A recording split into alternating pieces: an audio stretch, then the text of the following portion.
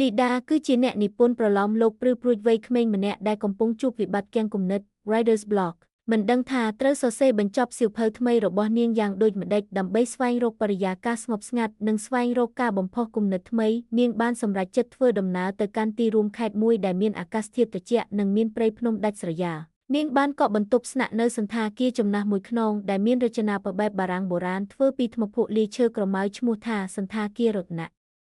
នៅពេលមកដល់លីដាត្រូវបានបុគ្គលិកទទួលភ្ញៀវប្រគល់សោបន្ទប់នៅជាន់ទី3ឲ្យប៉ុន្តែនៅពេលដែលនាងជិះជណ្ដើរយន្តបុរាណរបស់សន្តាគារនាងបានកត់សម្គាល់ឃើញថានៅលើផ្ទាំងចុចលេខជាន់មានប៊ូតុងលេខ41ត្រូវបានគេដុតចេញហើយយកស្កុតពណ៌ខ្មៅមកបិទជិតដោយក្តីចង់ដឹងលីដាបានសួរនាំបុគ្គលិកលើកវ៉ាលីសយុវជននោះបានឆ្លើយទាំងលបមើលឆ្វេងស្ដាំថាជាន់ទី4ត្រូវបានបិទមិនឲ្យភ្ញៀវឡើងទៅជាង10ឆ្នាំហើយបងព្រោះប្រព័ន្ធភ្លើងមានបញ្ហាតែបងនៅជាន់ទី3ទេមិនអីទេបាទប៉ុន្តែទឹកមុខស្លេកស្លាំងរបស់គេបង្ហាញច្បាស់ថាវាមិនមែនជាបញ្ហាប្រព័ន្ធភ្លើងធម្មតានោះឡើយយប់ដំបូងបានឈានចូលមកដល់ខ្យល់អាកាសនៅខាងក្រៅត្រជាក់ខ្លាំងរហូតមានអាប់ក្រាស់អន្តែតមកប៉ះនឹងកញ្ចក់បង្អួចបន្ទប់របស់លីដានាងបានអង្គុយនៅទៅធ្វើការវាអត្ថបទរឿងរហូតដល់ម៉ោង7:01រំលងអាធ្រាត្រស្រាប់តែនៅក្នុងបន្ទប់ទឹករបស់នាងមានឮសំឡេងតក់តក់នៃដំណក់ទឹកទម្លាក់ចុះមកលើការ៉ូលីដាបានដើរទៅបិទវ៉ានទឹកខ្សែក្បាលរ៉ូប៊ីណេយ៉ាងណែនរួចត្រឡប់មកដេកវិញប៉ុន្តែរៀងរាល់15នាទីម្ដងសំឡេងទឹកស្រក់នោះកាន់តែខ្លាំងឡើងរហូតលែងទៅជាសំឡេងស្រក់បែរជាទៅជាសំឡេងទឹកហូរវាពេញផ្ទៃឥដ្ឋអ្វីដែលគួរឲ្យព្រឺក្បាលជាងនេះទៅទៀតនោះគឺទូរស័ព្ទលើតូននៅក្នុងបន្ទប់ដែលមិនទាន់បានដោតខ្សែជើងទម្រផងនោះស្រាប់តែបន្លឺសំឡេងរោទឡើងគ្រលួចលីដាភ្ញាក់ព្រឺតទាំងបេះដូងលោតខុសចង្វាក់នាងលើកកាសទូរស័ព្ទស្ដាប់អាឡូមានការអីមែនទេគ្មានសំឡេងមនុស្សឆ្លើយតបឡើយមានតែសំឡេងខ្យល់ដកដង្ហើមធំញ័រនិងសំឡេងចុចលេខទូរស័ព្ទពីចម្ងាយទីកយឺតរួចក៏ដាច់ទៅវិញលីដាសម្លឹងមើលទៅលើអេក្រង់ឌីជីថលតូចមួយនៅលើម៉ាស៊ីនទូរស័ព្ទចាស់នោះវាបង្ហាញលេខដែលខចូលមកគឺ404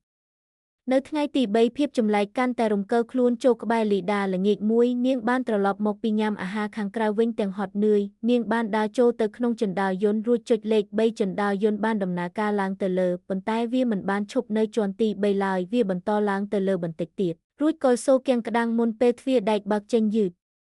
បរិយាកាសនៅចំពោះមុខរបស់នាងគឺភាពងឹតស្លុបនិងក្លិនផ្អូមអបអួរដូចបន្ទប់ដែលបិទជិតរាប់ឆ្នាំពន្លឺភ្លើងពីក្នុងជណ្ដើរយន្តបានជិះទៅចំជញ្ជាំងខាងក្រៅដែលមានលេខដែកក្រៀមក្រុមចាស់មួយសរសេរថាជាន់ទី4លីដាភ័យពេកចង់ចុចបិទដង្ហើមត្រឡប់ទៅវិញតែភ្នែករបស់នាងបានក្រឡេកទៅឃើញចុងច្រកផ្លូវដើរមានបន្ទប់មួយដែលទ្វារចំហបន្តិចហើយមានពន្លឺភ្លើងពណ៌លឿងទន់ភាយចេញមកនៅលើទ្វារនោះមានដាប់លេខពណ៌មាសថា404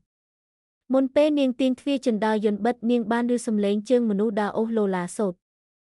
តដើរចេញពីក្នុងបន្ទប់404នោះសំដៅមកជណ្ដើរយន្តលីដាភ័យស្លន់ស្លោចុចប៊ូតុងបិទនិងចុចចុះក្រោមដែររហូតទ្វារបិទជិតហើយជណ្ដើរយន្តធ្លាក់ចុះមកជាន់ក្រោមវិញយប់នោះនាងមិនអាចគេងលក់ឡើយព្រោះរាល់ម៉ោង4ភ្លឺនាងតែងតែសំឡេងមនុស្សស្រីយំខ្សឹកខ្សួលនិងសំឡេងទេសជញ្ជាំងចំពីលើពីដានបន្ទប់របស់នាងដែលត្រូវជាឥដ្ឋជាន់ទី4ដោយមិនអាចទ្រាំនឹងការលងបន្លាចនិងចង់ដឹងការពិតដើម្បីយកមកសរសេររឿងលីដាបានលុបចូលទៅក្នុងបន្ទប់ទុកឯកសារចាស់របស់សន្តាគារនៅជាន់ក្រោមដីពេលដែលសន្តិសុខធ្វេសប្រហែសនាងបានកាយរកឃើញសៀវភៅកំណត់ហេតុប្រចាំថ្ងៃរបស់បុគ្គលិកសន្តាគារកាលពី12ឆ្នាំមុននៅក្នុងនោះមានកត់ត្រាថានៅថ្ងៃទី24ខែឧសភាឆ្នាំ2014មាននារីវ័យក្មេងម្នាក់ឈ្មោះលីនដាបានមកកក់បន្ទប់លេខ404ដើម្បីសម្រាកព្យាបាលជំងឺផ្លូវចិត្តប៉ុន្តែប៉ុន្មានថ្ងៃក្រោយមកនាងបានបាត់ខ្លួនម្ចាស់សន្តាគារតែត្រូវជាឪពុកមេការបច្ចុប្បន្នបានប្រាប់ប៉ូលីសថានាងបានឆែកអាវ check out ចាក់ចេញទៅវិញបាត់ហើយប៉ុន្តែបុគ្គលិកម្នាក់បានសរសេរបង្កប់ក្នុងកំណត់ហេតុថាគេបានឃើញម្ចាស់សន្តាគារលុបចូលទៅក្នុងបន្ទប់នាងទាំងកណ្ដាលអាធ្រាត្រហើយបន្ទាប់ពីយប់នោះមកបន្ទប់404ក៏ចាប់ផ្ដើមមានឈាមហូរចេញតាមរន្ធទឹកនិងមានក្លិនស្អុយរហូតដល់ថ្នាក់ម្ចាស់សន្តាគារសម្រេចចិត្តវាយជញ្ជាំងបិទជាន់ទី4ទាំងមូលតែម្ដងដើម្បីបំបិទភស្តុតាងលីនដាមិនដែលបានចាក់ចេញពីសន្តាគារនោះទេគឺនាងត្រូវបានគេសម្លាប់និងលាក់សាកសពនៅក្នុងបន្ទប់នោះ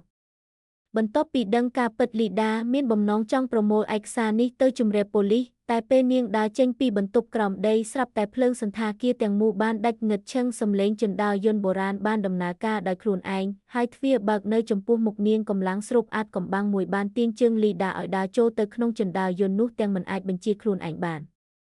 ចិនដាយន្តបាននាំនាងឡើងទៅជាន់ទី4ម្ដងទៀតពេលទ្វារបើកលើកនេះគ្មានភាពងឹតទេប៉ុន្តែច្រកផ្លូវទាំងមូលប្រែជាស្អាតបាតដូចកាលពី12ឆ្នាំមុននៅចុងច្រកផ្លូវបងប្រុសមេការសន្តាគារបច្ចុប្បន្នកំពុងឈរកាន់ដំបងដែកទាំងទឹកមុខសាហាវឃោឃៅព្រោះគេដឹងថាលីដាបានដឹងរឿងសម្ងាត់របស់គ្រួសារគេបានស្ទុះមកបំរុងនឹងវាយសម្លាប់លីដាដើម្បីបំបិទមាត់ដូចដែលឪពុកគេធ្លាប់ធ្វើប៉ុន្តែភ្លាមនោះទ្វារបន្ទប់404បានរបើកខ្លាំងទឹកជំនន់ពណ៌ឈាមបានហូរចាក់ចេញមកយ៉ាងគំហកនាំមកជាមួយនៅព្រលឹងខ្មោចលីនដាដែលមានសភាពរលួយស្អុយរត់ស្ទុះមកអូសជើងបងប្រុសមេការនោះចូលទៅក្នុងបន្ទប់404ទាំងសំឡេងស្រែកឡូឡាទ្វារបន្ទប់404បានបិទក្តាំលីដាភ័យរត់ចុះតាមជណ្ដើរជើងរហូតមកដល់ដីក្រោមហើយរត់ចេញពីសន្តាគារនោះទាំងយប់ក្រោយមកប៉ូលីសបានចុះទៅពិនិត្យជាន់ទី4ហើយបានរកឃើញសាកសពរបស់លីនដាដែលលាក់ក្នុងពិដានបន្ទប់ទឹកពិតប្រាកដមែនរួមទាំងសាកសពមេការសន្តាគារដែលទើបតែស្លាប់ដោយការថប់ដង្ហើមនៅក្នុងបន្ទប់ទេនោះដែរសន្តាគារនោះត្រូវបានបិទជាស្ថាពរលីដាបានសរសេរសៀវភៅរឿងនេះរហូតចប់ចុងចប់ដើមប៉ុន្តែរាល់ពេលដែលនាងធ្វើដំណើរទៅណាហើយបើទោះជាកក់បានបន្ទប់លេខប៉ុន្មានក៏ដោយឲ្យតែនាងបើកទ្វារទឹកនៅក្នុងបន្ទប់ទឹកនាងតែងតែមើលឃើញលេខ404លេខឡើងលើកញ្ចក់ជានិច្ចជាសញ្ញាប្រាប់ថាព្រលឹងនោះនៅតែតាមមើលនាងជានិរន្តរ៍សាច់រឿងនេះផ្ដោតលើភាពរន្ធត់បែបព្រលឹងសងសឹកនិងអាចកំបាំងសន្តាគារតើលោកគ្រូចង់ឲ្យខ្ញុំរៀបចំបង្កើតរូបភាពតួអង្គស្រីក្នុងសាច់រឿងនេះឬទិដ្ឋភាពណាមួយក្នុងរឿងនេះបន្ថែមដែរទេបាទ